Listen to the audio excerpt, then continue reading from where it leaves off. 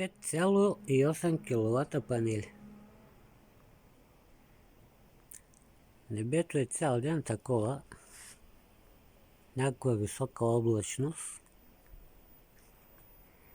И няма слънце.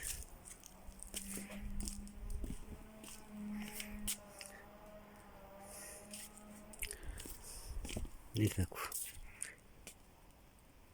Прозира през облаците.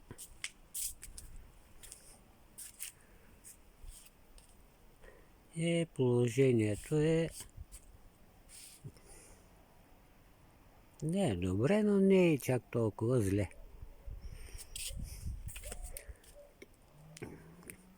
Това са 10 панела по 580 вата. Аз добавих още един и тук от другата страна.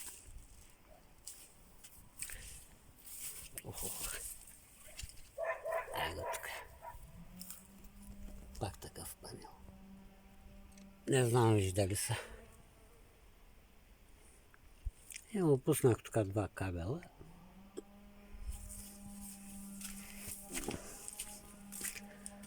Наклона е остър, не знам колко вече.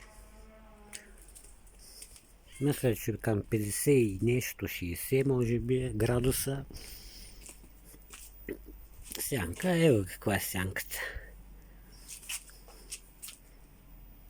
Никаква.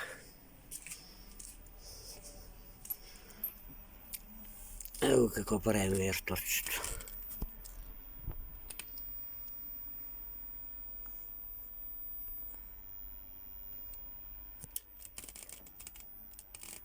Един киловатт, 2,5.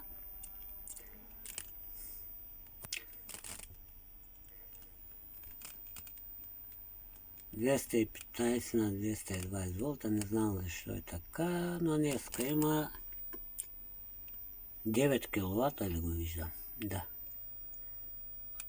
9 киловата. А къщата е изгорила 9,7. Не е много добре, но толкова за днеска. Днеска съм пуснал климатиците да работят. Ох, че. Батерийката. Я как е.